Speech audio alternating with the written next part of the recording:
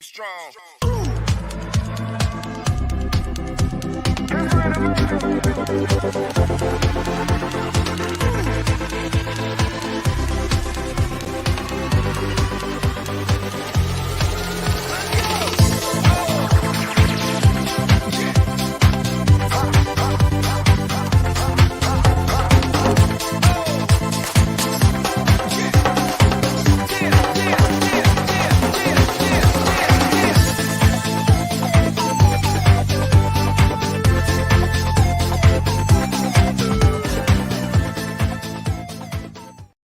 Well, a very, very, very happy Tuesday here on the throw-in on the TNC Sports Talk YouTube channel. Welcome to another episode. Justin here for the next 2 hours of the program, taking you guys up until high noon, if that makes sense. And man, I got a pretty busy scheduled program for you guys this morning.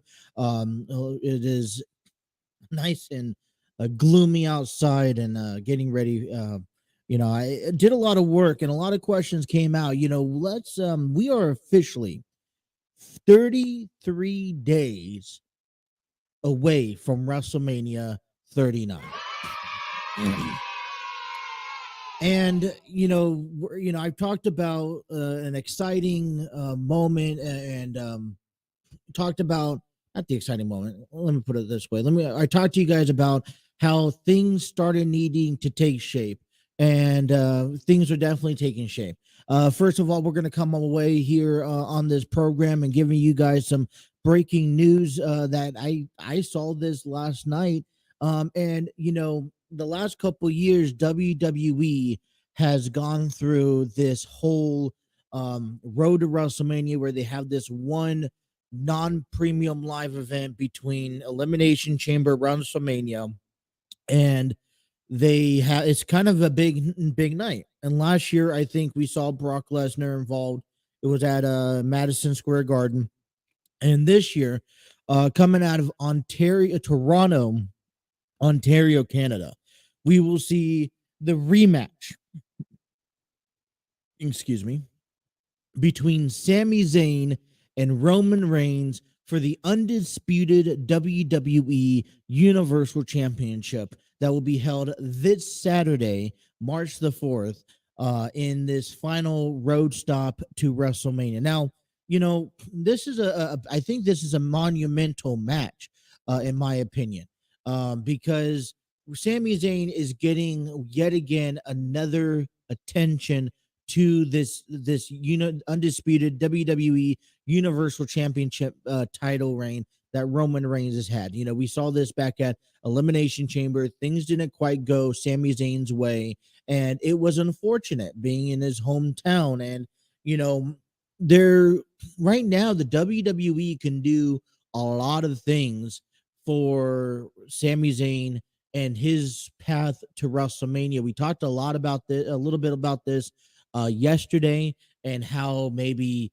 the initial idea is Kevin Owens and Sami Zayn teaming up to face the Usos at WrestleMania. And there's even been reports that Roman Reigns, or not Roman Reigns, that this tag team match can be the main event of night one of WrestleMania. And now Sami Zayn is presented this next opportunity, and these road to WrestleMania kind of house shows / premium lives that aren't aired, they tend to have some pretty big something pretty big coming out of it. So there's a little bit, although we're the rumors and speculations do have this tag team match set in place. This is a little bit of hope that we can see a triple threat match, or even Sami Zayn walk away and beat Roman Reigns. And I know this is more unlikely to see, but it gives you a little bit of hope, you guys. And I think this is an exciting time. It's WrestleMania season, and anything can happen.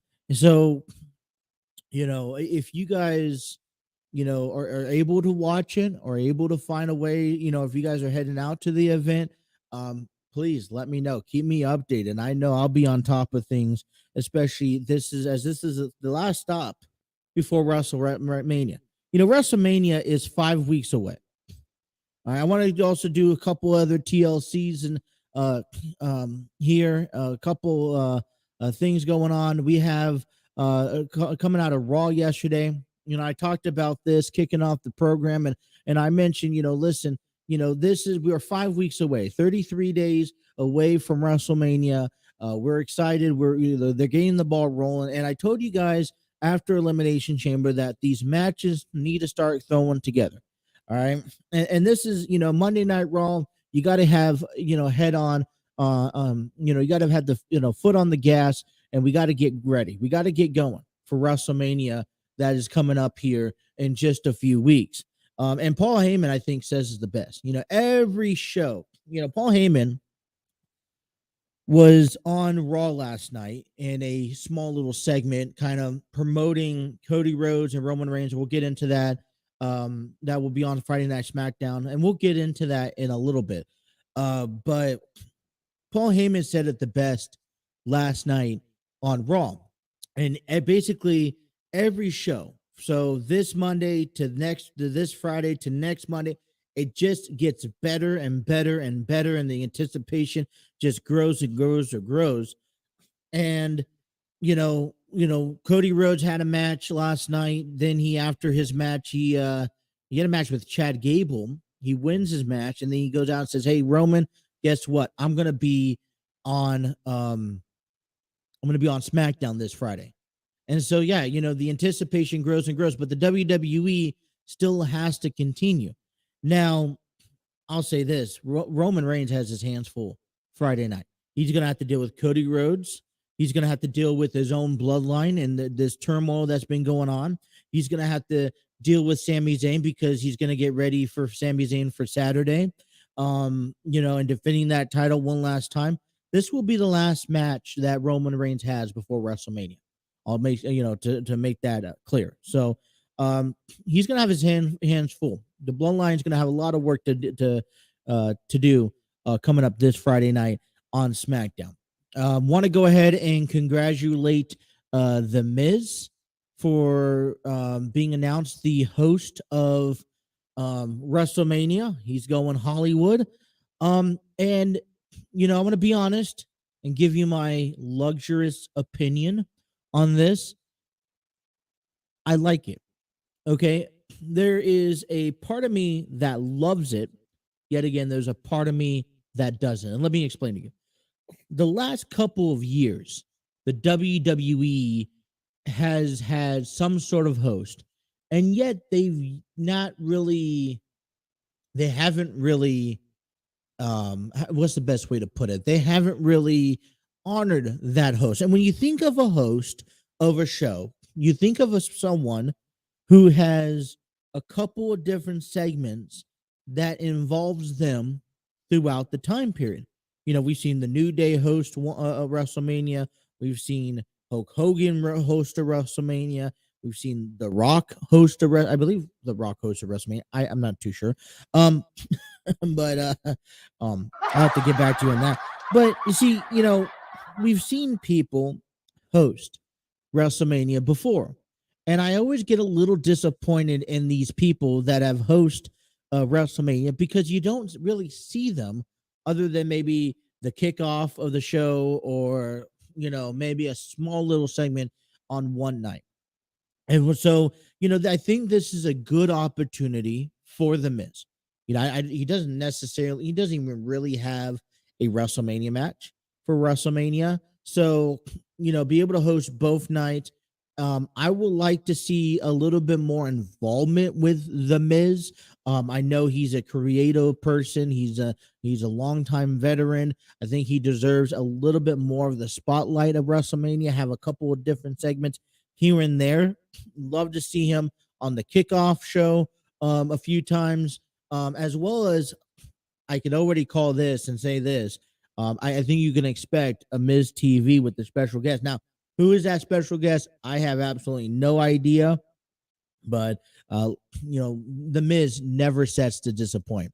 We talk a little bit more about Monday Night Raw, you guys, because um, Trish Stratus returns to even out the squad, to even out the playing field, and helps Becky Lynch and Lita capture the women's tag team titles. Um, I was talking to Trey a couple weeks ago about this, and Trey was the first person that came to me and told me, listen, it's gonna be a 6-woman tag team match at WrestleMania. It's gonna be Bayley and Damage Control taking on the team of Becky Lynch, Lita, and Trish Stratus. And I'm thinking, okay, I think that's a possible role. But the motivation, just for last night alone, you see Lita and Becky Lynch. I wonder just exactly how WWE is planning to do it. Now, I there's not a lot of multiple competitors in the ring in a match at the same time right now that is currently booked for WrestleMania. But you know, excuse me, but we have so I would like to see, and I don't know as far as this is going to happen. Maybe some double action with these women. I could see Lita and Becky Lynch go into WrestleMania, have themselves a women's tag team match. Maybe Damage Control and Bayley cost them the titles. They interfere in the match. Whoever their opponents are going to be, and then night one, and then on night two, you can see the 6-woman tag team match that to unfold. And I that's just me and my where my brain's at this moment and right now. But exciting time to see watch last night. See Lita. It's been a long dream for both women, Becky Lynch and Lita, to capture these tag team goals. And it's all about having fun out there, right? Yeah, you just guys got to have some fun measuring ways. But that was kind of a little bit of brief of Monday Night Raw last night and things going up, breaking news coming forth. I have a little bone to pick with the WWE, and I trust Triple H and the creative team and the writing team and knowing what they're trying to do. But I feel like the last couple of weeks, all right, have been kind of um lackluster on creating a story behind matches that are set to take place.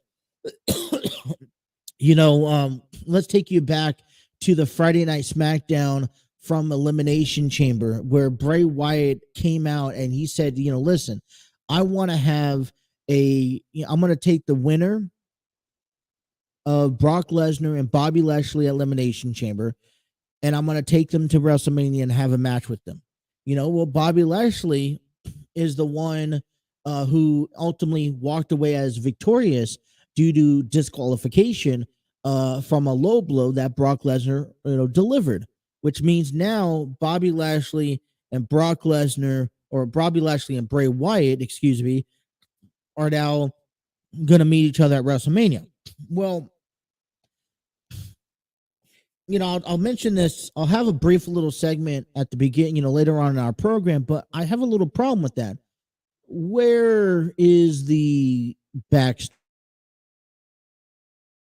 I mean, I don't quite understand exactly where Bobby Lashley and Bray Wyatt fit in. And my other thing is, I'll talk a little bit more in depth, but these two right now are kind of faces in the WWE. So that's you really have two faces coming your way and talking about that.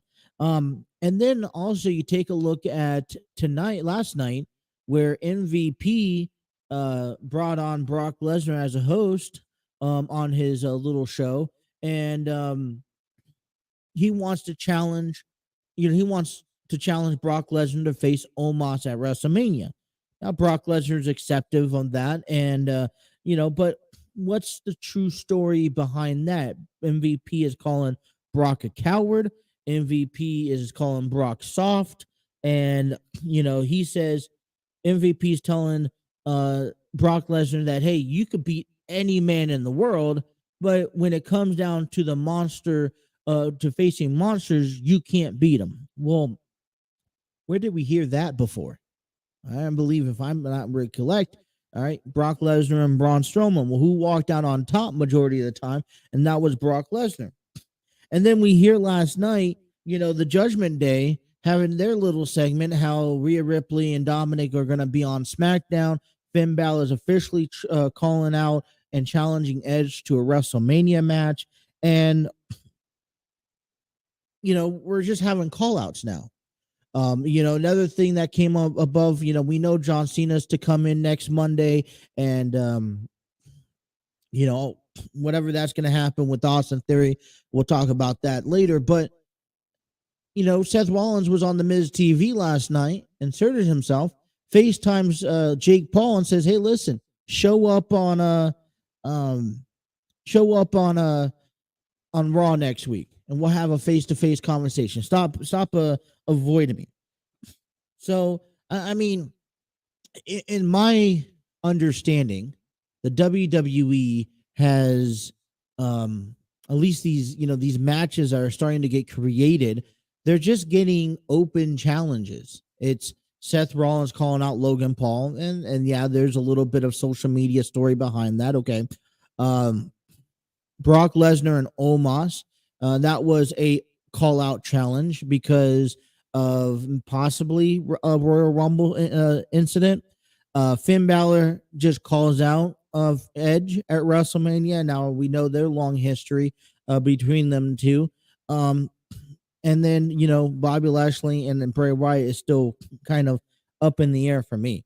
So I kind of feel like the way that these matches are being talked about and being put together for WrestleMania kind of is intriguing to just calling out, which I think is more of a cheesy way to go about it. I'm not really a fan favorite of that. I like matches that set up and saying, all right, without one person calling out the next person, I would like the match, the storyline to be set up where you could just automatically anticipate them having a match at WrestleMania. So we have a lot to talk about on our program.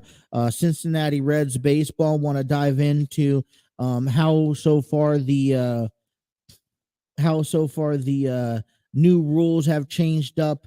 We'll talk a little bit about. We'll take us first dive into the bracketology for NCAA as the final week of NCAA is among us, and see where our local sports teams are at with that. And then we'll take a definitely dive in hour number 2, big about WWE, kind of start breaking down some of the figures as we're putting together WrestleMania matches. Want to go ahead and thank everyone who's listening to us on the TNC Sports Talk YouTube channel. Be sure to hit that like, share, subscribe. Make sure you have those notifications on. If you guys are over there on Facebook or Twitter, welcome. Thank you. Like, share with a friend, and all the above. I want to hear from you guys today. I really do. If you guys want to leave a comment down below in any of our subjects that we're talking about, our hot topics, head on over to our YouTube page, TNC Sports Talk YouTube channel. Be sure to subscribe to it and then leave us a comment down below. Definitely read them on and share with them with the group. If you guys are also listening to us, taking us on the mobile apps, we want to thank you guys. And we got a busy show for you guys already ahead of us. All right, 2 hours taking our first time out. We'll come on back and talk more sports. Thank you guys for tuning in to the Throw-In with Justin right here on the TNC Sports Talk YouTube channel.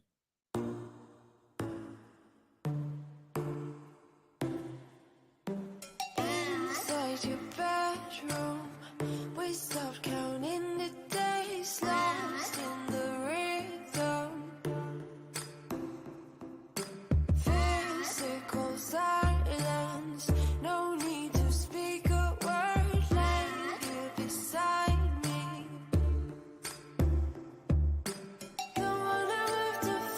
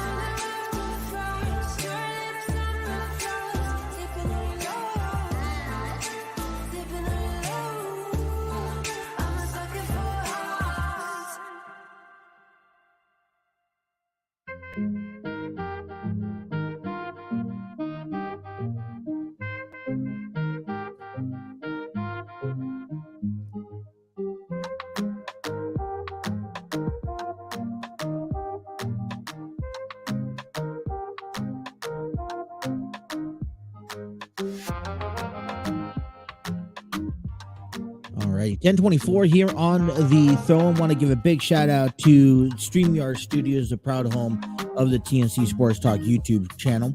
Great podcast, videos, host virtual business meetings, and even conduct interviews. Check out their free version today at StreamYard.com.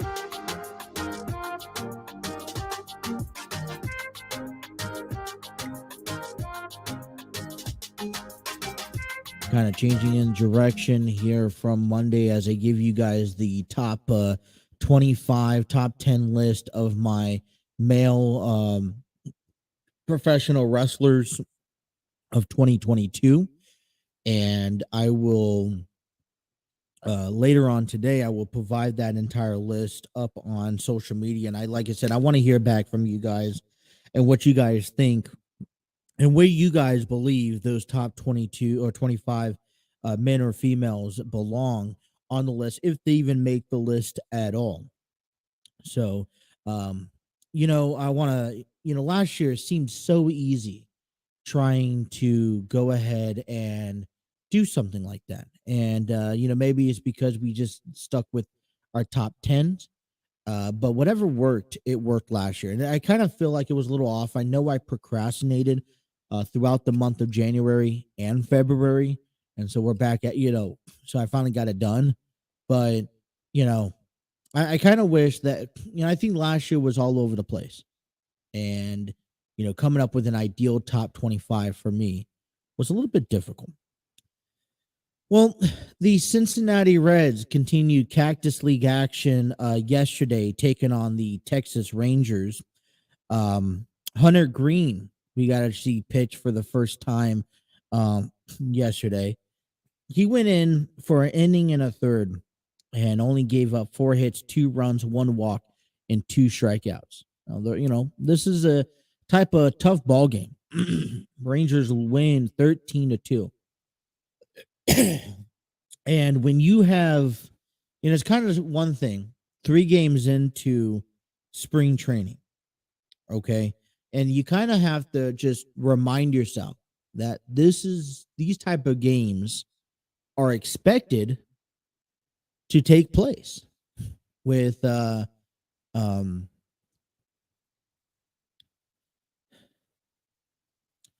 games are, these type of games are expected to take place throughout spring training. And it was, probably it wasn't a pretty picture. Hunter Green only giving up 2 runs. And, then we saw Connor Overton, in the middle of the inning, in the middle of the game, putting 1 in the third innings, giving up 6 hits, 6 runs, 1 strikeout, giving up also a home run. And it kind of just goes to show, right, that you have to kind of allow this process to happen. It's going to be a tough process. And as a fan, you're, quicker to see, all right, a win-loss record at the end of the day, being like, all right, well, the Reds just suck. And what it is, it's a learning ability. You got, it's not 98 degrees sunny in Arizona. It's not snowing either, but you run into 60, degree temperatures, and you have moderate temperatures there. And with the combination of that, you also have the combination of, there's our players that take a while to get warmed up, and there's no other, unless they're going out and playing in a different country and playing in a different league throughout the winter time, then there's really no extra work than besides what they're capable of doing at home. And even what they're capable of doing at home isn't top elite. They're not out there at the ball club now. Yeah, you see ball players out there at the beginning of February. Well, it still takes some time to get into the routine and getting loosened up and getting ready. And then also the combination of, this is not an ideal atmosphere. Yes, this is a baseball game, but every team, all 30 teams, has this large roster. You're trying to get all, at the same time as you're trying to get these new, these veterans, the guys that most likely will be in your 40-man roster or your 26-man roster come opening day. You're trying to get them, trying to spread out that work, at the same time, with these young potential guys. We saw Leo Lopez yesterday go 1 for 3. Noel V. Marte went 1 for 2, scoring in a run. And then we got a chance to see Christian Encarnacion Strand, who went 2 for 2 yesterday. So there's a lot of configuration that goes into a spring training. So when you go drop a game 13 um 13 runs, to the Rangers, it's not the end of the world. It's a learning point. I don't expect Connor Overton to be ready now, or even Hunter Green. I expect him to get a couple more outings and come opening day be in a much better position than they were in come at the beginning of spring. It is still the first week. So, you know, for me, and so for some fans, it's like it's frustrating. It is. What we saw also yesterday, and I want to air this out to you guys, is that we saw the pitch clock violation being a take, and I'm not too sure, who was a part of, if anyone, if the Reds have had a pitch clock violation so far this year. But and I, hopefully there's a way to break that down. But Hunter Green actually experienced the pitch clock violation that is now this new rule into place. It happened back on the top of the first inning early on. It was 2 outs with 2 on. The Rangers already scored in a run. This is the first pitch to Travis Jankowski for the Rangers. So hear this out. Time before the first pitch. That was a violation. That was a violation, I believe, on the part of Hunter Green right there. Here's the violation: 5, 4, 3, 2. He's got to have his leg up in the air. He did not do it. When that pitch clock goes blank, that's a violation if you've not lifted your leg out of the stretch. Alrighty. Well, it was a violation, and that's something that I think get a jump on the new season with. Excuse me. I play that and then I go away. But it's all part of the pitch clock violation. Hunter Green got a nice little taste of that, and it's going to show that I think it works both ways, and I think that for pitchers, you will see pitchers get hit hard with it because it's a much easier rule, right? Where the pitcher has to start making their motion to the plate by the clock hitting 0, right? For batters, you have to see the batters in the box looking at the pitcher, ready to swing within, I believe, about 8 seconds of when the pitcher actually pitches. So as, progression goes through, we will see more of that, down the line. Now, so the Reds, unfortunately they lost. They'll be back at it again today. I have my notes here somewhere. There we go. We have Nick Lodolu on the mound, and they'll be taking on the Dodgers, visiting Camelback Ranch Field, taking on the Dodgers. Nick Lodolu will get the nod for the Red Legs, and it will be his first spring training outing, start of the season. Julio Urias will get the nod for the Dodgers. So, understand that these type of games, these blowout games, do happen often. And I'm not even worried about losing 13-2 against the Rangers. It's all about, all right, you lose. How do you bounce back from that? Especially with this large roster that they have to utilize. It's always nice to see guys like Tyler Stevenson in that lineup, along with Jonathan India, and Will Myers and such, to get their spring training work in. Talking about the pitch clock, I want to, the MLB new rules making a change. All right. And we kind of got a good taste about it throughout the, this season. I think the key ingredient is, with all these rule changes, is the umpires enforcing these rule changes. You not only have the pitch clock, you have throwing it back over to stepping off the mound, throwing it back over to first base, or pick off twice. Anything else? Basically my understanding is now, if you throw it, let's say Jonathan India is at first base, right? If they throw it over to India once, fine. They throw it over to India twice, fine. And I want to say I don't know if it was in that battle or it was an inning, but if you throw it over the third time and you don't get him, then he automatically gets second base. Just like the pitch clock, if you don't start making a delivery to the plate, then it's on automatic ball. And for the batter, if you're not in there ready to go by a certain time, it's an automatic strike. We saw that with Manny Machado. We saw that with the Atlanta Braves. I think his last name is Conley. So, I mean, it works both ways, but the key ingredient to see all of this actually achieve, and seeing, every umpire is different. They may allow a leeway, but there should be no more room. And, it's already seeing some differences. So, like, for example, the pitch clock, right? Pitch clock has already seen a significant in the time of play, right? Their average is 2 hours and 39 minutes compared to last season's spring training games with 3 hours and 3 minutes. 2 hours and 39 minutes is the lowest since 1984, to be honest. Some comparisons here. On Sunday alone, 16 games were played. 35 clock violations were in total of Sunday's games. 27 came from pitchers and 8 came from the batters. Over the weekend total, 35 games were played over the entire weekend. 69 of them were clock violations, averaged about 2 violations per game.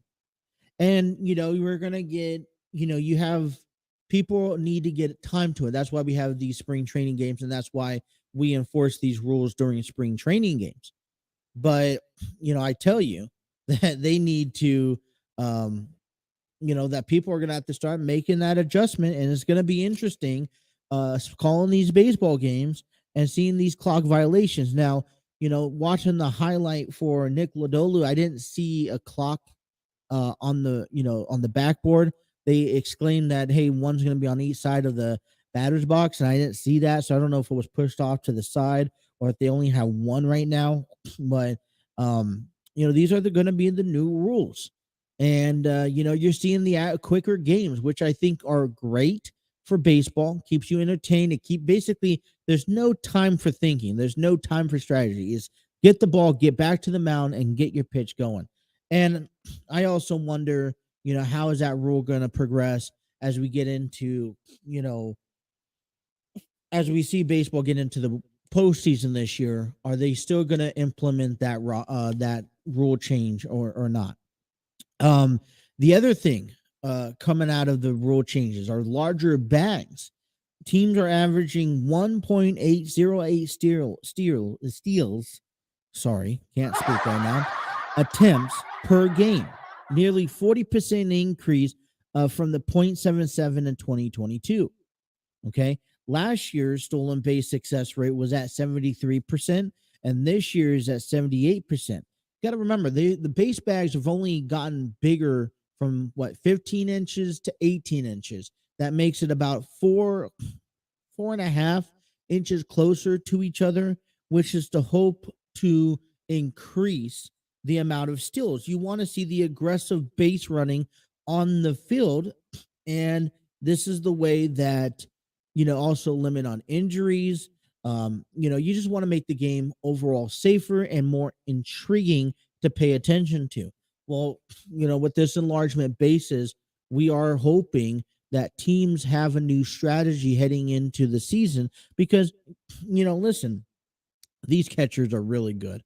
I tell you that there's something special, and try to test your speed against the catcher's arm is especially when the pitcher's throwing about 98, 100 miles, an hour, is really difficult. So hopefully we saw this a little bit over the weekend, and hopefully we see some more. So overall, I think that the pitching that these new rule changes are coming at an ease for Major League Baseball. It's going to take some time getting used to, admittedly, but it's hopefully these are the changes to the game that are not really changing the image of the game, right? You're not, you have the limited visit to the mounds, the pitch clock, the number of pitches, batters you have to face per pitcher, and these are all adjustments that's not changing the original image of the game. Then I think, we have to adjust, and I think we have to come to appreciation. So, all right, let's step away and come on back as that quarterback, the quarterback options in the NFL this year for free agents just got much more interesting. We'll tell you all about it when we come back. You guys are listening to The Throne right here on the TNC Sports Talk YouTube channel.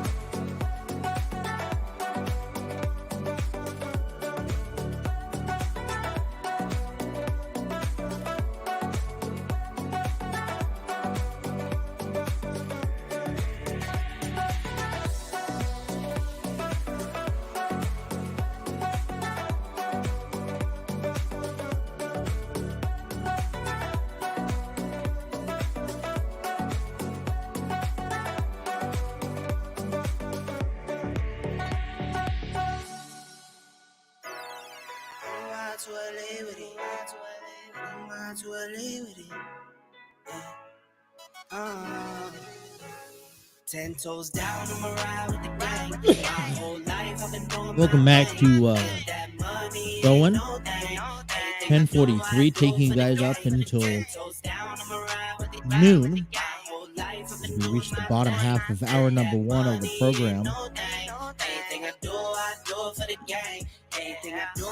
Yesterday it was there's some signs of some heavy winds in our area, and we got ourselves a tornado warning in the local area. Although we get tornado warnings quite often, and they're just kind of how do I best put this?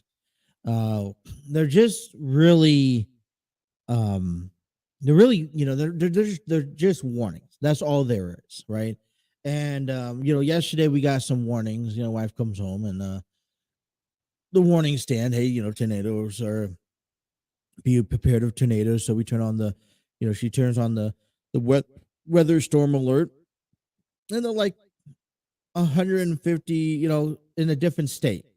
And out here, when you run it, if especially if weather is, if it's a severe weather warning is issued out in Indiana, and it was more, most likely it will be issued out in Northern Kentucky and in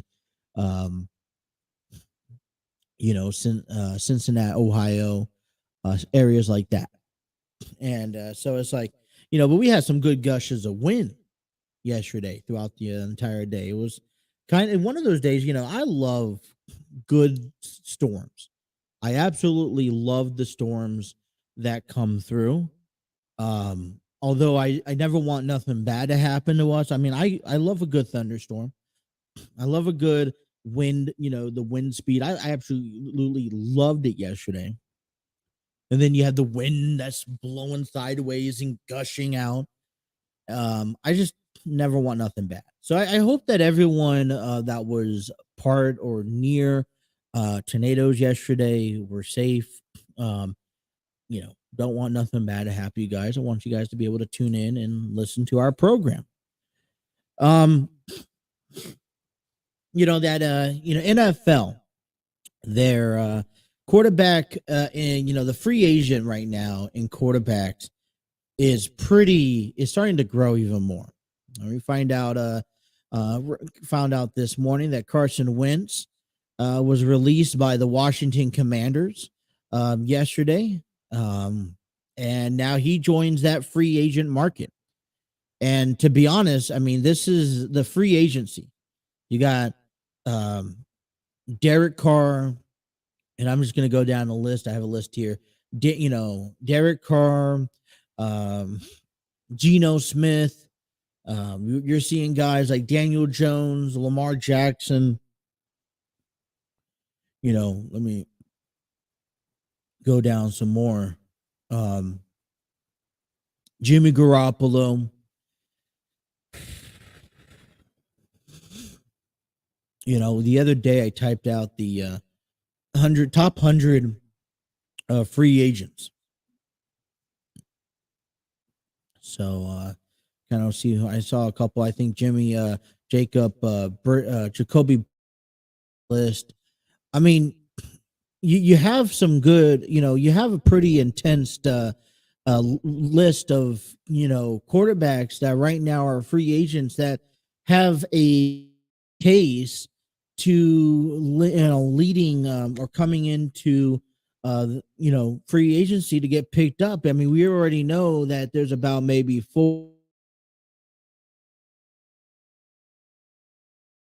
But, likely, I don't know if they'll get the, opening day, nod to, get the football, but, and Carson Wentz, Washington Commanders kind of fought a little bit last year, in which made things really exciting to fight for.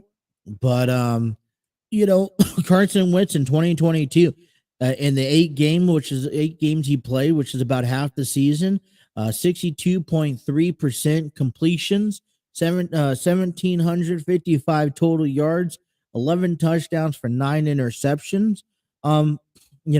Nothing terrible, in my opinion. And I think, there is obviously room for improvement. I believe his highest completion percentage in 1 year was a 69. And I'd take anyone in the 60s, even as a backup quarterback. Now, Wentz has kind of been around the league a little bit. with Philadelphia, then with Washington. And I don't think that there's a doubt that he will get another quarterback position here. Career stats, he's going 93 games in 7 years. He's 30 years old out from North Dakota State. He's thrown 256 passes over 3,248, which is a 62.6. So he's just right at average. He's thrown a total of 22,129 yards, giving that about 6.7 yards per play on average, 151 touchdowns to 66 interceptions. And I don't think he's a top tier quarterback. I don't think he's a quarterback that should get a starting position unless a team that doesn't need he doesn't have a quarterback yet. So I really think that Carson Wentz, he's competing with some other talented quarterbacks that right now are hitting free agencies. I think the big questions are still remaining in Aaron Rodgers, right? I know that he over the next few weeks, hopefully sooner than later, will figure out exactly what the deal with Aaron Rodgers is going to be. I know that the Packers are kind of wanting to steer away from him and kind of go with a new direction, and which means is that I think here's the ultimatum here, right? And I was reading an article about this, about where this would all fit, but Packers ain't going to just give up nobody for Aaron Rodgers. Aaron Rodgers, although he's towards the end of his career, he's as good as a Tom Brady in a sense that he's worth the money, and he's still listed as an A top quarterback, even among guys like Patrick Mahomes, among guys like Joe Burrow. And so I think it begs the question is that the Packers ain't just going to give up anybody for Aaron Rodgers. Aaron Rodgers knows that he sits at the top of the free agency. He sits at the top of the quarterback list, and the Packers know that too. And if you want Aaron Rodgers on your team, it's really, what are you willing to give up? All right. You're going to have to give up. Your absolute most that you could possibly give up is like all these deals that, that the Denver's given Seattle with the first rounds and second round picks for Russell Wilson. Same thing that goes for, what, the Rams, gave up to get Matthew Stafford was, that now you're starting to see affect their ball club and their organization. I look at the list. We talked about Aaron Rodgers. You also have guys like Lamar Jackson who wants to negotiate a contract with the Baltimore Ravens. But I still think that, as the longer that you allow Lamar Jackson to sit and to wait on this contract that he wants, that I think a lot of people are saying that Baltimore is going to give to him, it's just waiting on when. When you sit the longer you let that sit, the more problematical that you can see Lamar Jackson take off to another team. And then you got the Derek Carrs. Geno Smith made a great case during the season with the Seahawks. So you look at Carson Wentz and what he adds on, the value he has on a team. He can show up as a backup quarterback to teams like maybe the Kansas City Chiefs or the Buffalo Bills or even Arizona, which would be all great choices as potential landing spots. But if you want a starting role, I think that your best bet will be probably for Tampa Bay, which I think if for Tampa Bay, it would probably be one of their last resorts, and then Carolina. Otherwise, I know Carson Wentz is a decent quarterback. Right. He is a starting quarterback on a league or on a team that is not doing so well, right? On a team that probably needs a quarterback to start for them for the next year or two as they try to figure out what their game plan is moving forward. But also, Carson Wentz is a good, solid backup quarterback. And now the race is like, all right, so what category do you currently put Carson Wentz at? And I mean, I'd put him in the backup category. I'll throw him in the mix with Geno Smith. I'll throw him in the mix with Jacoby Brissett, and teams that need a backup quarterback. Patrick Mahomes always needs a backup, even though he looks like he's indestructible. With how Kyler Murray went down in December last year, I would figure that Arizona will possibly look for a backup quarterback so that they can cover if Kyler Murray goes out again next year. Josh Allen could always use a quarterback, but if you're a free agent and you want to sign with Buffalo, one, the expectations are extremely high. And for two, you got to be able and capable of playing in that endure temperature, in Buffalo, in that frigid cold, where has Carson Wentz played? He's played on the East Coast.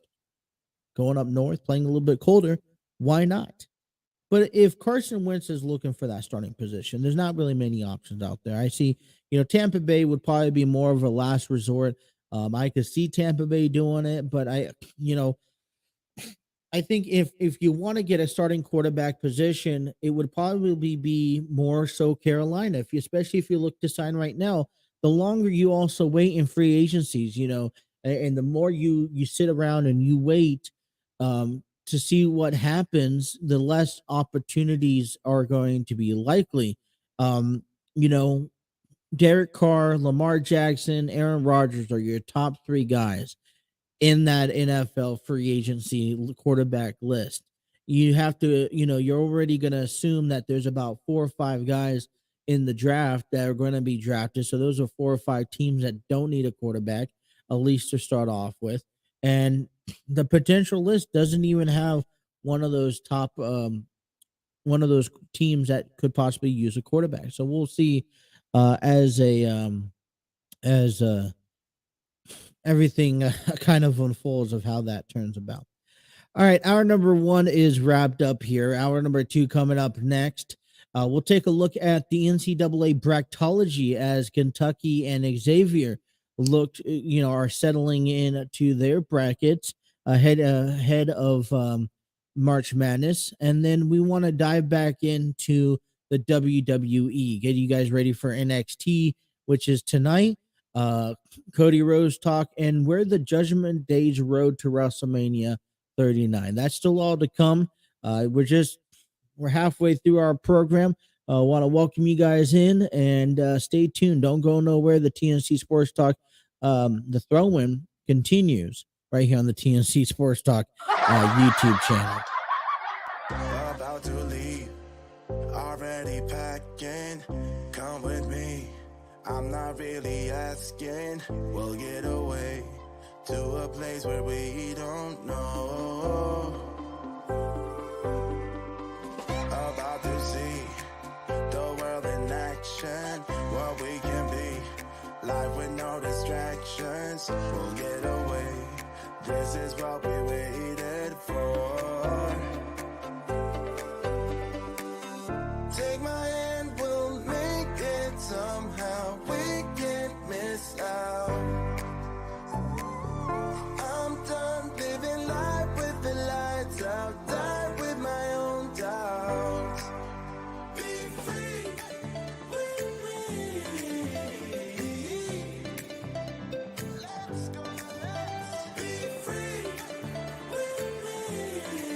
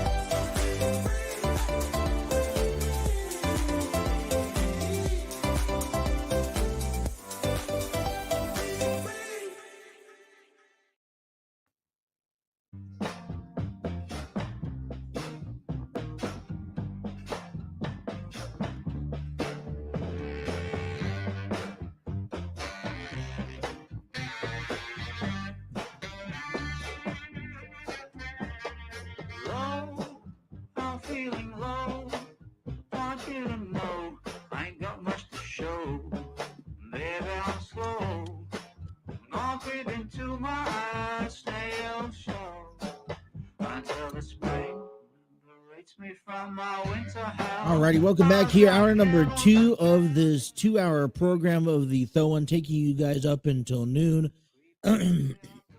Excuse me, but excited to come back. A lot to talk about. Still coming up in this hour. We're going to talk about the about the Judgment Day and the role that they have heading into WrestleMania 39, which is bigger than you think it does.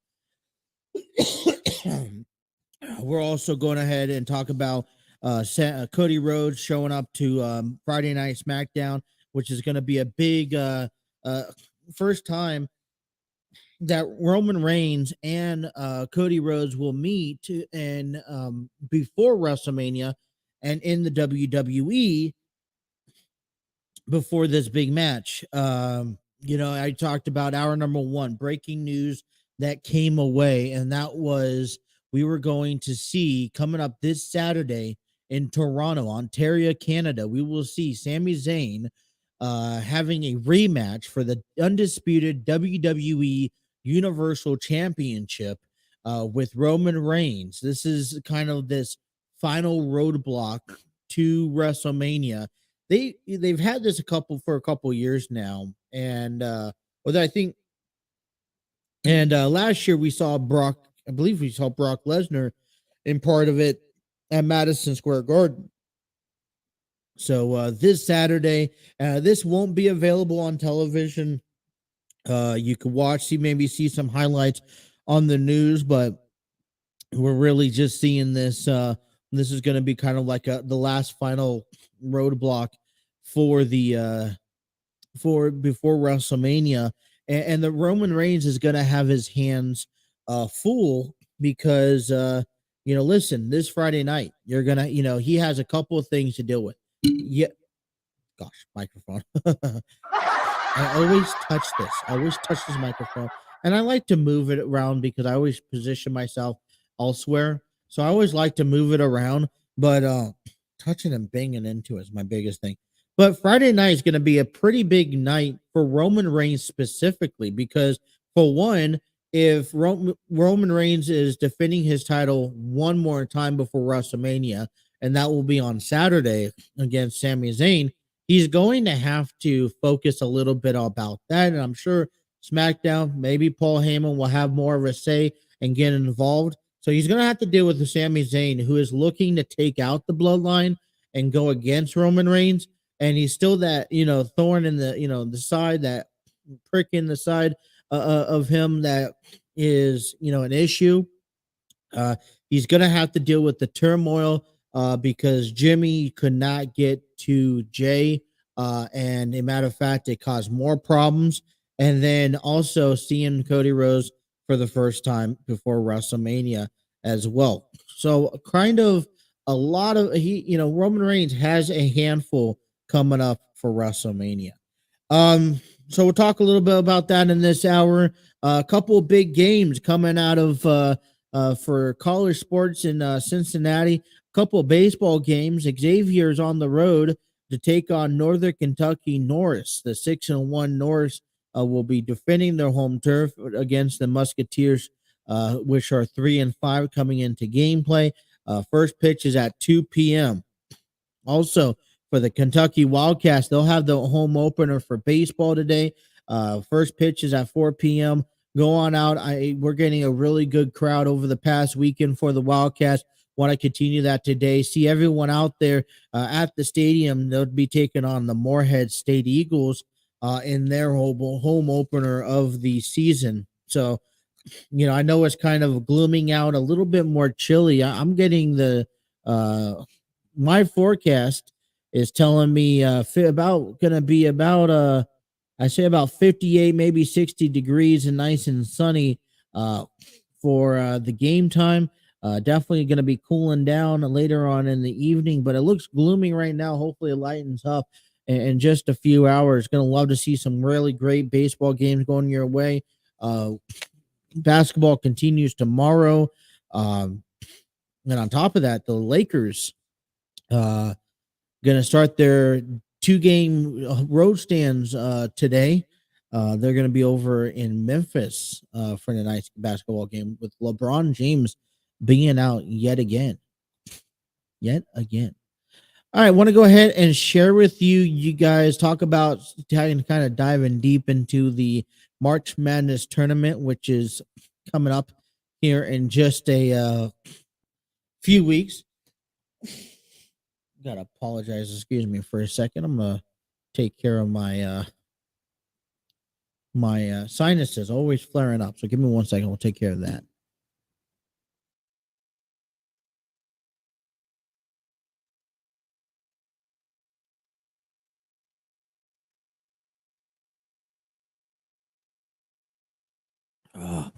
I have really bad sinuses. I tell you, you guys could probably hear it all the time. It's probably even annoying, but yeah, we're gonna take a look at the little bracket tournament that we have here.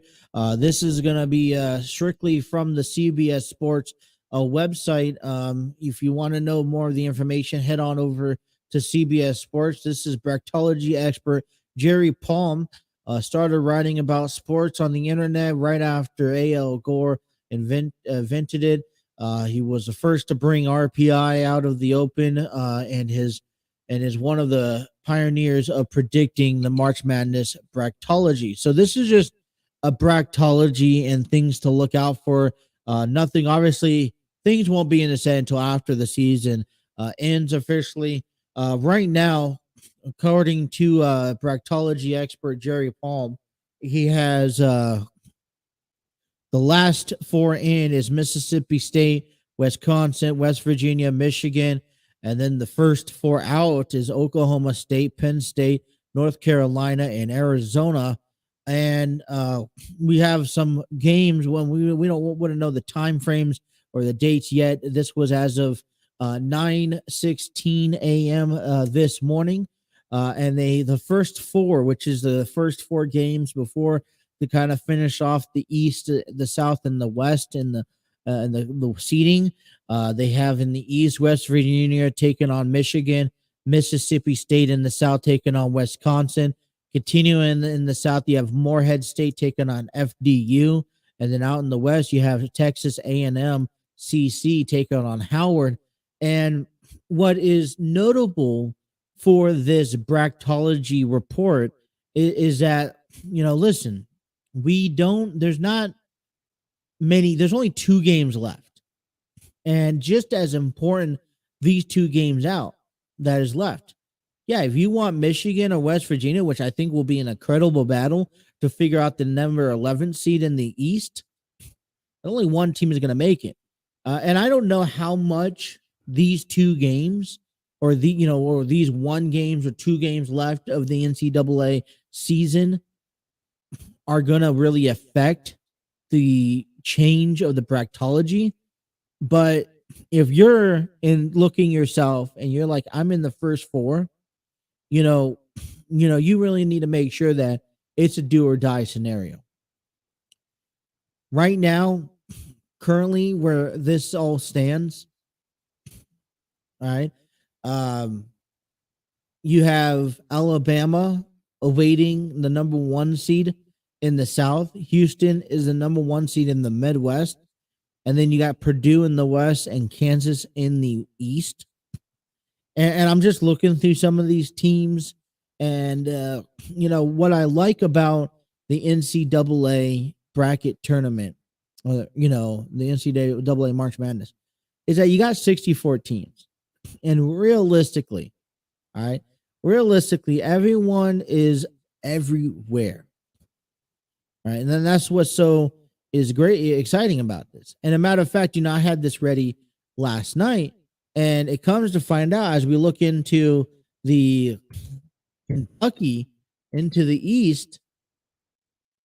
And I don't think he's in the East team. Well, let's see where they're at. Well, they're right now in the Midwest. So let me change that, and then they're still in the West. All right. So what it means for us.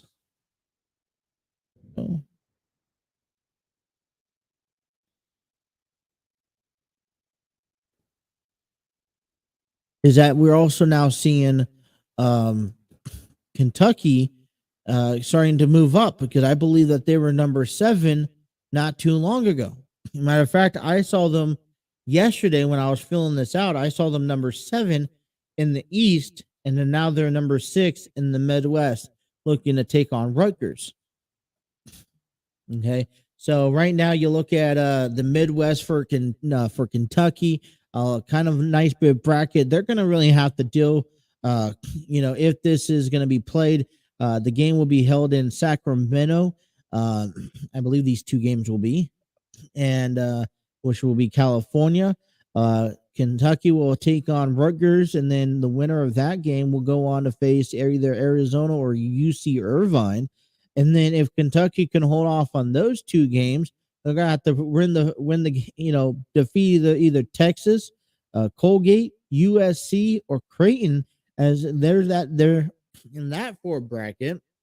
So kind of exciting to kind of look at this and see, all right, who realistically can win. And what's also so fascinating is that, listen, you got 64 teams, and we've seen this before. Not a single team is guaranteed to have a clear win advantage in the NCAA. And that's what makes this betting of college games in March Madness tournament so special. It's because you can't expect or anticipate a certain team to walk away with it all. Okay. Xavier joins the Purdue bracket out there in the West.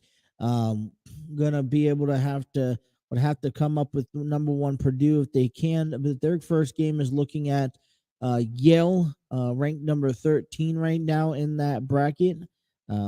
As they as they look to head in, I'm pretty confident. All right, I know it's nothing set in stone, but I'm pretty confident this is where it's going to look at. But we still have one, within less than a week of basketball to be played, as the final weeks are among us. Just kind of looking at some of the other teams, UCLA, just kind of a fan favorite. You see Gonzaga, always a dangerous team, and they didn't really have a sparkler, year this year. But they're number 3 in the West bracket. Marquette is number 2 out there in the West as well. So we don't really have to quite face them, which is kind of a relief view. And then I go see, there's my San Diego State Aztecs, number 5 in the East, and they're comfortably in there. And then you also, any other team, USC, okay. Northwestern, Houston, obviously, Youngstown, so TCU is another good one right now. So NC State. So we have a couple, Kansas State, Michigan State. So we have a couple good brackets going on. They're really coming to shape way, but it's going to be that first 4 that really looks out to be the to really set the tone and kick things off here in the March Madness bracket tournament. So we'll kind of pay attention to that a little bit more as the week progresses, as we get into closer to March Madness tournament and all that fun stuff. But yeah, just kind of paying attention all the way to that.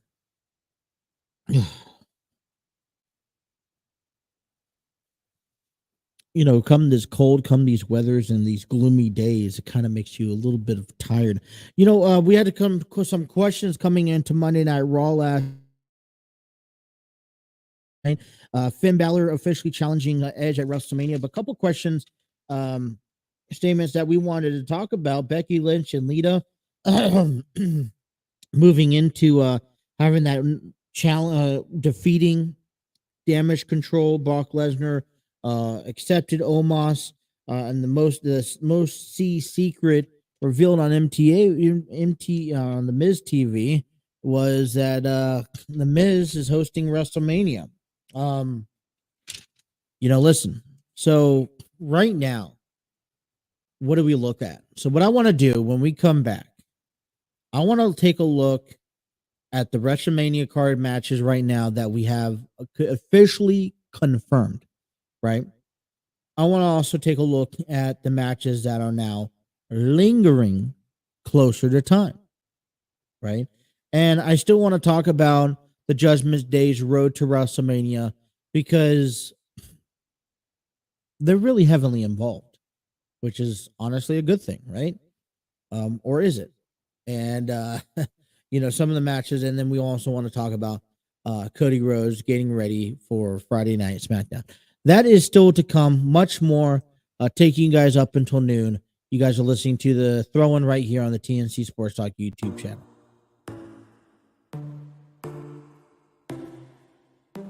Inside your bedroom, we stopped counting the days, lost in the rhythm. Physical silence, no need to speak a word, lay here beside me. Don't wanna move too fast, your lips on the floors, sipping on your love, sipping on your love. I never dare to ask if we're gonna last. I'm needing all your love, needing all your love. Oh, when you, oh my God, you know you're playing your cards so right. Oh, I am a sucker for hearts, just in the dirty clubs and diamonds. Take me, oh my God, oh, but we'll hold our faces straight. Oh, I am a sucker for hearts, I'm a sucker for hearts. Your blood is pumping, I feel it in your veins, surfing your heat waves. Your taste is different, somehow it makes me brave, chemical nature. Don't wanna move too fast, your lips on the floor, sipping on your love, sipping on your love. Oh, when you, oh my God, you know you're playing your cards so right. Oh, I am a sucker for hearts, just in the dirty clubs and diamonds. Take me, oh my God, oh, but we'll hold our faces straight. Oh, I am a sucker for hearts, I'm a sucker for hearts, hearts, hearts. I'm a sucker for hearts, hearts, hearts.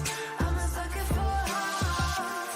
Oh my God, I'm a fool. Thought I'd never fall into you. Oh my God. Oh my God. Oh my God. It's so cruel how I'm loving the things you do.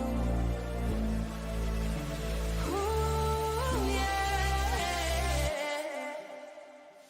Oh, when you, oh my God, you know you're playing your cards so right. Oh, I am a sucker for hearts, just in the dirty clubs and diamonds. Take me, oh my God, oh, but we'll hold our faces straight. Oh, I am a sucker for hearts, I'm a sucker for hearts, hearts, hearts. I'm a sucker for hearts, hearts, hearts. I'm a sucker for hearts. First, your lips on the floor, sipping on your love, sipping on your love. I'm a sucker for hearts.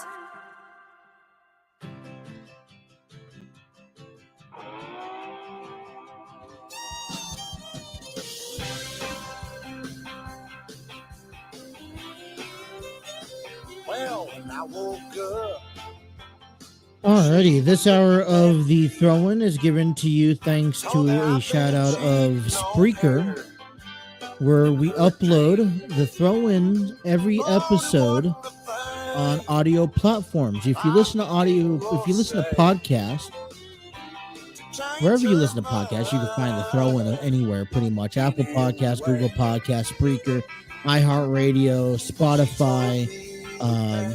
Spreaker is a platform where you can upload your own podcast. You can monetize it and get credit for the work that you put out there. I know I do. So you guys could check us out. Download Spreaker, iHeartRadio, Apple Podcasts, Google Podcasts, Spotify, and check out the Throw-In now. Take us on the road wherever you go. Alrighty, 11:21 here, taking you guys up until noon on the throw-in, and a couple things kind of just steer ahead in our direction as we talk about WrestleMania. There's about 33 days away here, and so far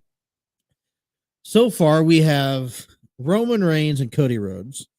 We have Rhea Ripley and Charlotte Flair. We have Bianca Belair and Asuka, and a newly confirmed match that was confirmed last night was now Omos taking on Brock Lesnar. And so we have 4 matches kind of ahead for us, ready for WrestleMania to come. And, I'm excited. There's a lot to get excited for.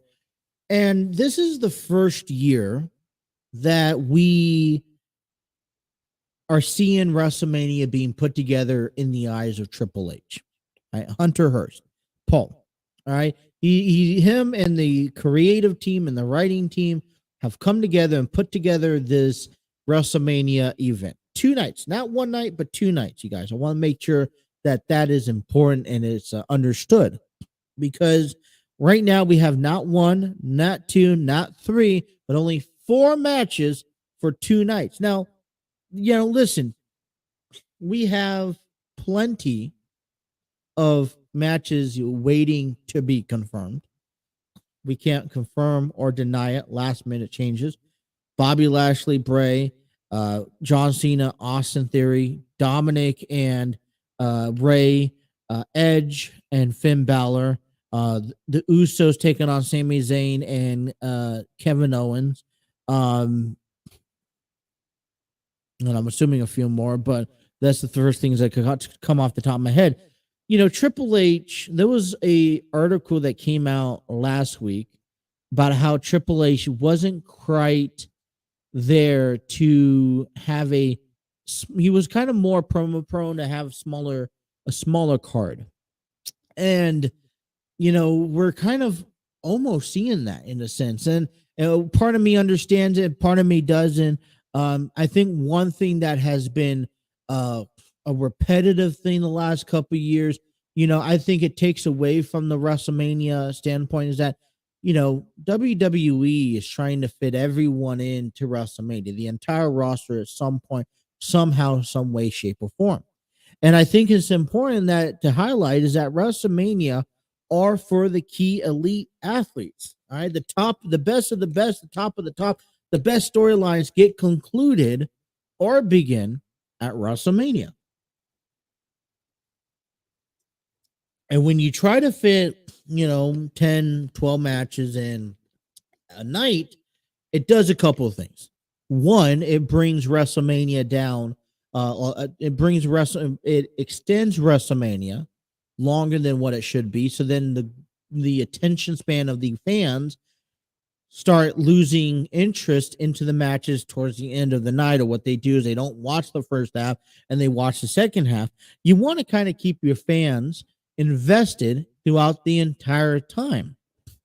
The second thing it does, it takes time away from the storytelling in the ring between, the actual athletes. You already have things like the video packages and the entrances and yada, yada, yada, that takes up time of the show, and you have less time in the ring, especially when you hold these venues at stadiums like this coming up one at SoFi Stadium.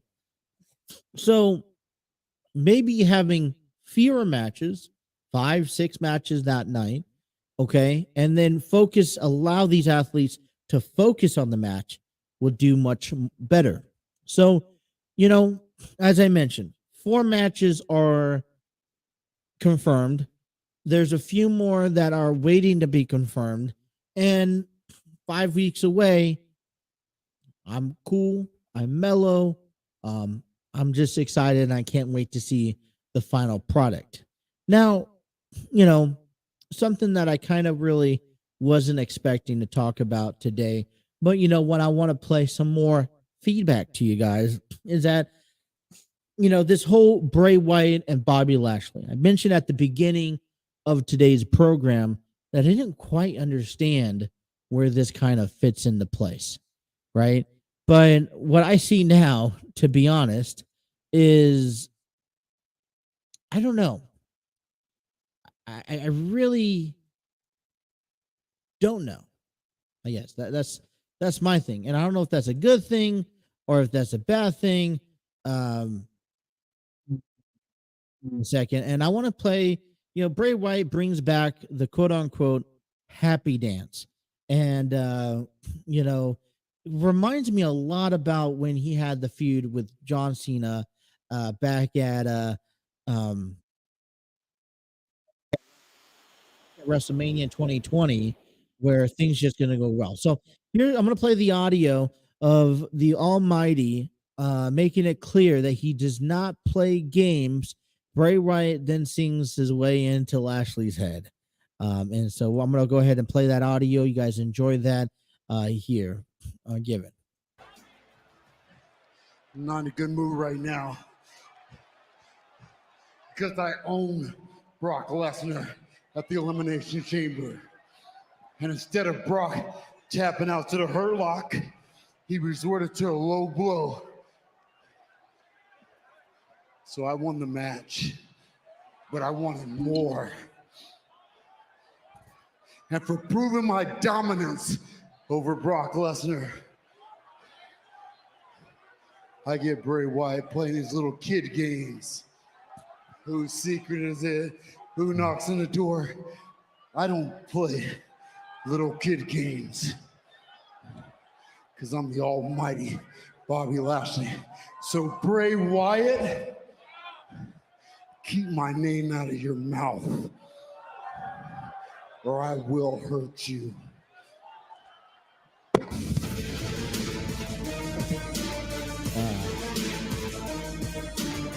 The Almighty not mincing words. A warning to Bray Wyatt. Keep my name out of your mouth. Hit it. And here's the now shake those hips and let your backbone slip. Pull up your pants and do the muscle man dance. Muscle man dance. Just follow my voice. You don't really have a choice. And pull up your pants and do the muscle man dance. Now wiggle your behind. Erase your mind. Pull up your pants and do the muscle man dance.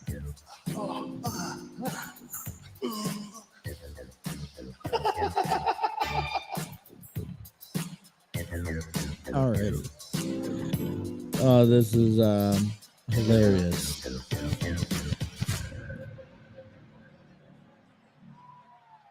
You should run. Alrighty. I mean, listen, I don't quite know what to say, you guys. The last time I saw this Muscle Man dance, and I really encourage you guys to watch it as fans, right? To watch this segment. I thought it was hysterical. Bray Wyatt's done a really good job doing everything. It makes sense. Bobby Lashley, really was locked and dead set into a feud with Brock Lesnar. And I really think that the way that the match ended with a low blow really kind of hurt and it sucked. And it left us to really, one, really understand who was the better man. And two, I mean, I kind of feel like it was pointless in this sense. Because Brock Lesnar really, it really does not look good on Brock Lesnar. And let me tell you something about Brock Lesnar. Ever since Paul Heyman left him, ever since he's kind of changed this more go happy figure guy, which I love, being able to speak for himself, being able to cut promos, being able to kind of do what he wants to do without any leash, which I like. but he hasn't had a lot of success doing it, right? He made this very clear point to the WWE, to Bobby Lashley, that he wanted a match. He wanted this match because Bobby Lashley has cost him and has got that one-upper advantage. Well, what, you know, you want to talk about cowardness. Doesn't it look like a cowardness when you have to resolve, you know, when a fan favorite, because that's what Brock Lesnar is, has to resign and, you know, resolve his matters with losing via disqualification. Now, you know, I don't necessarily think that he should be tapping out, but there's other ways to end that match other than an elimination chamber, other than making Bobby Lashley look like this coward and weak athlete, which we know he's not. That's my thing, you know. And you know, ever since this, you know, this new era of new gimmick, I will say, of Brock Lesnar has you know, opened up to us, I kind of just like, he has not really, you know, yes, he's given back to the company, but he's really been on a down streak as of late. And I'm not necessarily a fan of that. So, you know, and then, you know, Bobby Lashley wins this way, and he just got done with the physical beating with Brock Lesnar. And now he's going to go play these child games with Bray Wyatt. And, you know, this is going to be the second match that we see from Bray Wyatt at WrestleMania, if they so go ahead and go down the route of both of them having a match. And I guess the figure is that these two men are top tier athletes. These are fan favorites. Everyone loves Bray Wyatt. Everyone loves Bobby Lashley. And to be able to determine who is going to win, I think it's just an unfair statement or unfair analysis. So I don't know. I like you said, I encourage you guys to go out there and actually watch the little segment. I think, you know, you got to give credit where credit's to Bobby, not Bobby Lashley, but to Bray Wyatt for those video packages. Man, I definitely enjoy them. And, you know, it makes it exciting, but at the same time, it's, you know, Bray Wyatt's all over the place. I mean, you know, he keeps referring sometimes back to the Fiend that he's no longer with it, but he could pull it out any time. You know, then you have Uncle Howdy in this back pocket, and there's really, and I think this is what I think is killing me, is that there's really no clear direction. You know, you had these manipulative games where you've had Uncle Howdy, and you've had the pig, and you've had the, you know, the gizzard, and you know, all these people. I thought the buildup was for a reveal or some sort of big domination, which we haven't seen yet. We've seen very little to none. And the only time we've seen him was in the pitch black match at the Royal Rumble, which I thought was great. But we haven't really seen much or heard much from Bray Wyatt since then, you know. And, you know, I get it. You want to try to build your story. You're trying to build your character and see what it shows. But I mean, you got to keep it going at some point. We feel like Bray Wyatt right now, in my opinion, is hitting a stalemate. You know, what's going to happen? Is Alexa Bliss going to come back with Bray Wyatt and be, you know, maybe Sister Abigail? I don't know, you know, but we need to start seeing something happening at WrestleMania, or at least heading into WrestleMania, you guys. We need to see, you know, if we get Bobby Lashley and Bray Wyatt, I really don't know the direction of any of this. And it's kind of right now, you talk about the don't knows, and that could be a good thing and that could be a bad thing. And I say it's going to be a bad thing because I really don't know. When you don't know, I'm more confused, and I don't know. And when I'm more confused, I'm getting headaches, and I can't really think straight when I'm confused. And that's what Bray Wyatt is kind of leading me down this path. And this match right here is kind of confusing to me.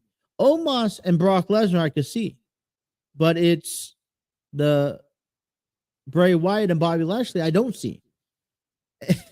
I don't know where the story creatives have come down. I don't know what the game plan is. And please let me know if you guys know anything about the game plan. Let me know, because I need to know something. I don't know why. I just don't know why. All right. Let's take our last time out of the program. Want to talk about the Judgment Day coming back. Also, NXT is tonight. All right. We have a pretty big match as they get ready for this weekend and Saturday. As they get ready for their pay-per-view. We'll see. We will see. We will see. We will see. We will see. It will be NXT on USA Network tonight at 8 p.m. We will see Wesley issue another open challenge match for the North American Championship, and we will also see Gigi Dolan speaks after attacking JC Jane last week, and that's still to come. More to come here. Wrapping up on our last, taking you to the bottom of the hour right here on the TNC Sports Talk YouTube channel.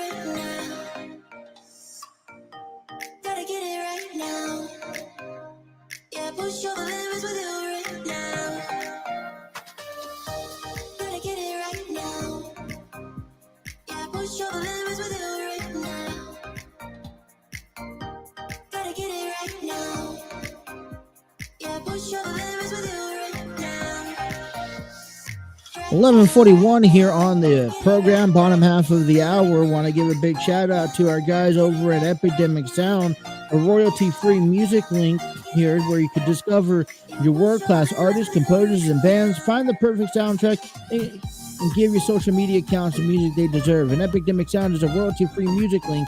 For more information, check out epidemicsound.com.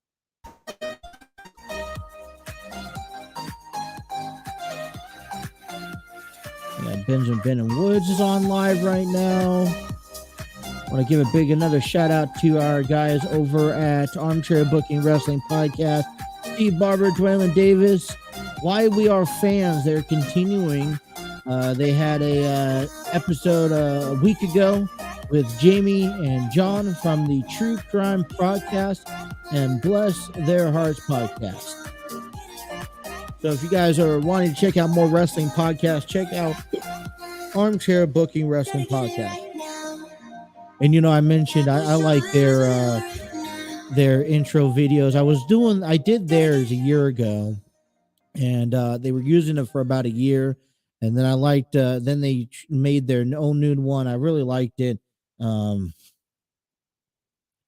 haven't really heard much. I know work's kind of been, I guess, hectic for Steve Barber and trying to link, as they're not together. Steve lives up at Ohio, at Cincinnati, and Dwaylen lives way down in southern Kentucky, which has been a while. So, man, they do some great stuff. Jeff, I'll go ahead and check out their podcast, that latest episode here, as of late. But listen, all right, 33 days away before WrestleMania.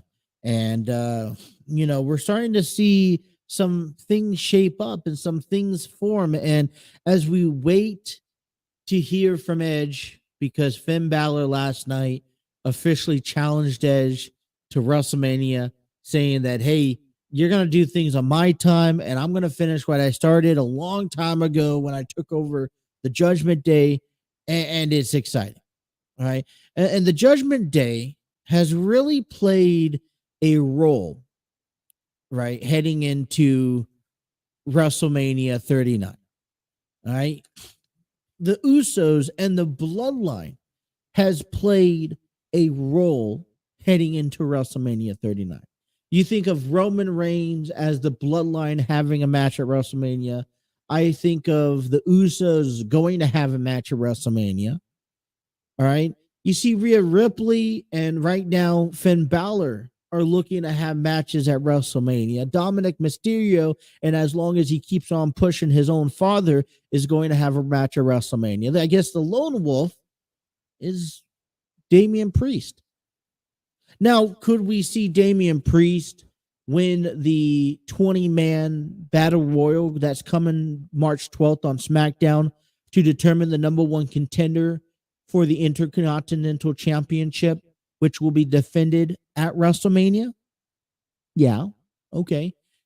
I mean, I haven't gone into favorites yet, but I think if I've been mentioning this, I've been talking about this for the last couple of weeks since the Royal Rumble. And I think it threw some of us by surprise that Rhea Ripley won the women's Royal Rumble match.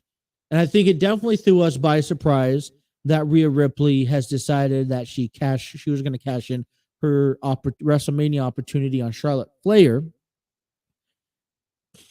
And, Finn Balor and Edge is a key, this storyline of, and this dates back to last year, which I think is pretty, I think it's nice to be able to last out long this year. But I really have high hopes for the Judgment Day. And if you're thinking, because the way I think is, and I'm predicting, this is just a bold prediction for me, is that the Bloodline is going to kind of take a break. Roman Reigns has been running the WWE for the past several years. And yes, he's been the face and he's been doing a pretty damn good job, but it needs to continue. It needs to kind of take a break. Now, there's a lot of different ways that all of this could go down, but I can see the bloodline kind of taking a step back.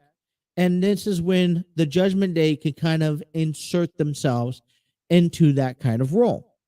And it's going to start off with Rhea Ripley winning the SmackDown Women's Championship. And yes, on February 28th, right, 33 days away from WrestleMania, I am saying that Rhea Ripley will defeat Charlotte Flair to become the new SmackDown Women's Wrestling, or new SmackDown Women's Championship.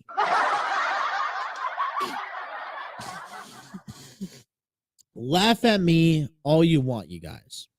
And that's fine, because I really believe that 2023 needs to be the year.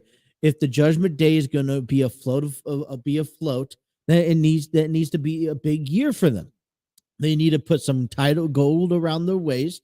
I mean, after Finn Balor, I think what really needs to happen, and this is just a bold prediction in my opinion, Rhea Ripley becomes the SmackDown Women's Champion.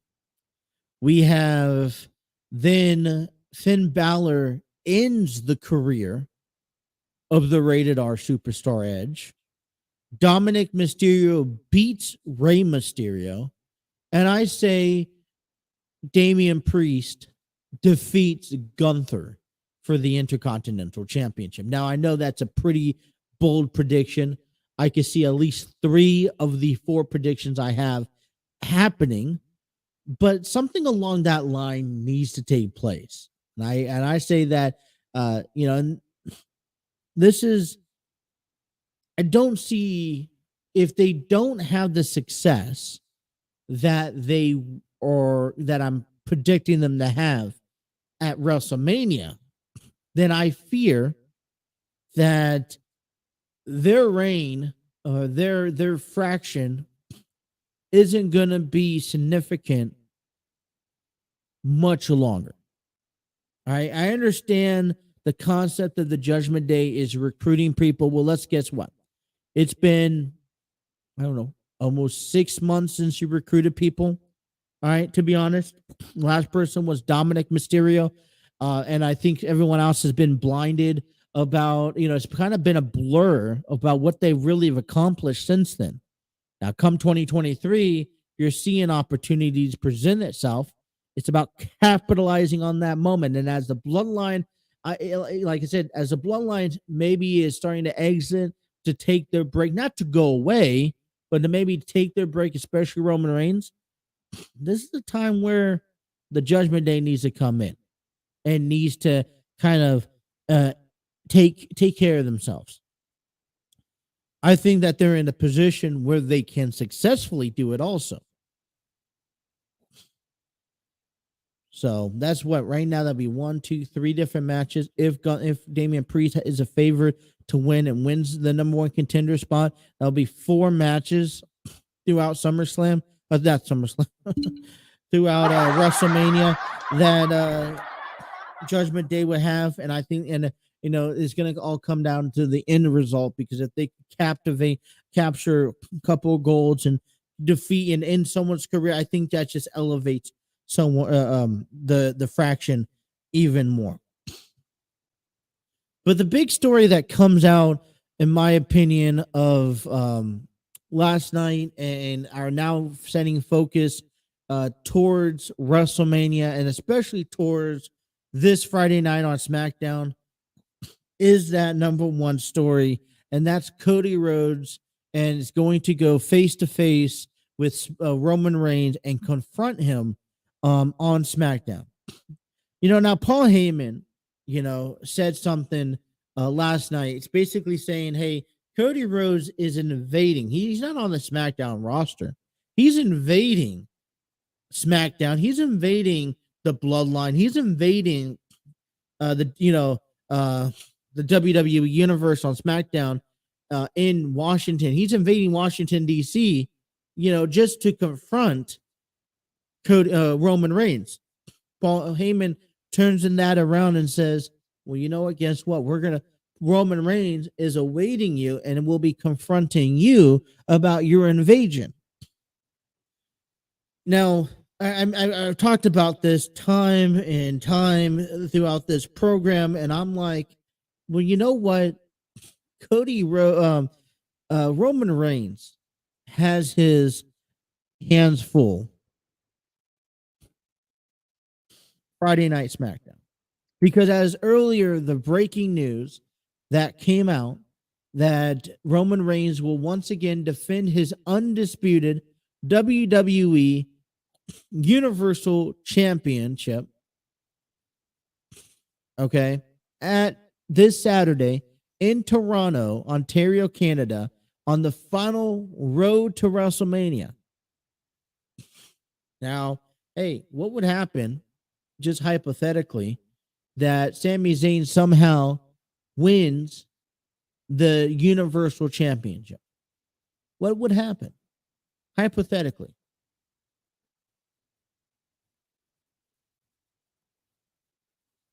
As we there. Get some Wi-Fi issues with the last 8 minutes of the program here. And once again. All right. So let me just wrap it up. So hypothetically, if Sami Zayn can defeat Roman Reigns this Saturday in Canada, that will change the entire game plan for WrestleMania. The other goal here is on SmackDown, because like I said, Roman Reigns has his hands pretty full, is Roman Reigns has to deal with his family, has to deal with the bloodline, has to deal with the Usos and Jay and Jimmy and Solo. Not so much Solo, but Jay and Jimmy. So, I mentioned back on Friday, Jimmy tried to get Jay to realize to come back to the bloodline, and instead, Sami Zayn perceived. And we talked about this yesterday. You guys could go check back yesterday's show to know the details about that. But then on top of that, Roman Reigns is going to have to come face to face with Cody Rhodes.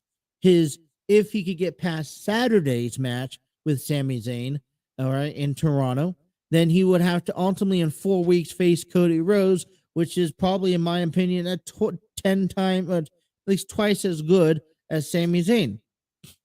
So tell you, SmackDown is going to be it would be compacted and filled for Roman Reigns, and a lot of things that this tribal chief is going to have to handle. So a lot looking towards it for SmackDown, and a lot looking, coming away. Want to once again congratulate The Miz being the host of WrestleMania 39. I said I was a pretty big fan of that. And like I said, this is kind of be my last and final step before I'll be like, no more host if it fails. I hope it doesn't fail.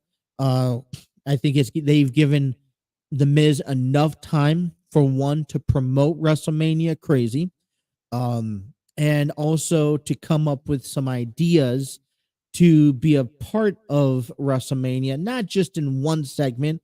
I don't want to just see The Miz TV. He needs to be around the entire arena, the entire weekend. So that's still coming. Congratulate Becky Lynch and Lita for defeating Damage Control with the help in the return of Trish Stratus, and trying to see where that story ties down. Alrighty, the spring training continues today for the Cincinnati Reds as they get ready to take on as they get ready to take on the Los Angeles Dodgers at Camelback Stadium. You got the 1-2 Reds going up against the 2-1 Dodgers. Nick Lodolo will get his first spring training work of the year, taking on Julio Urias. First pitch is at 3:05 p.m. You can watch this game on Sportsnet LA. You also have national. It's out of market only MLB Network. So if you don't live in the Cincinnati Reds area, you'll be able to watch this game on television. You can also listen to the game on the Dodgers radio AM 570 or KTNQ 1020, or listen to on the Reds channel radio station WLW 700. Today's lineup is actually given. I like about these early games because you could get the lineup. So let's give you the lineup before we wrap up our show here this morning. Let me give me 1 second. I have it pulled up here. There we go. All righty. So the lineup for the Cincinnati Reds looks like this. Batting first in right field is Jake Fraley. Tyler Stevenson will be playing first base, which is going to be a transition for him because as they like to protect Tyler Stevenson, they're going to want to see him at first base a little bit more. And it's going to help Joey Votto as well to utilize the at-bats, the designated hitter spot, and all the above. So Tyler Stevenson will be playing first base, batting second. Chad Pinder at second base will be batting third. The cleanup position belongs to the center fielder, TJ Freedom. Spencer Steer will be at third base. He'll be batting fifth. The designated hitter in the sixth slot will be Will Benson. Jose Barrero will get his nod at shortstop today, batting seventh. Luke Mail will be doing the catching behind the plate for Nick Lodolu. He'll be batting eighth, and Stuart Fairchild will be playing left field today. He'll be batting ninth. So it's Fraley, Stevenson, Pender, Friedel, Steer, Benson, Barrero, Mal, and Fairchild for the starting lineup for the Cincinnati Reds, like I said, which will be kicking underway today at 3:05 Eastern Standard Time. So, like I said, I am eager to always hear back from you guys and everything that is going on. Don't be afraid to leave us a comment down below. If you guys are watching from YouTube, Facebook, Twitter, we thank you. Hit that like, share, and subscribe button. Be sure to have those notifications on and don't miss a single episode. If you guys are downloading us and taking us on the road with you wherever you guys go, thank you guys again. Leave us a comment down below. Don't be afraid to leave us, a rating. Available. The throw-in is available on Spotify, Apple Podcasts, Google Podcasts, iHeartRadio, Spreaker, Deezer, Podchaser, all of the above. If you listen to a podcast, we're on it right there. We'll be back again tomorrow with some more action here, picking up all news stories and whatnot. Thank you guys for tuning into the throw-in. Until next time, you guys take care. Have a wonderful Tuesday.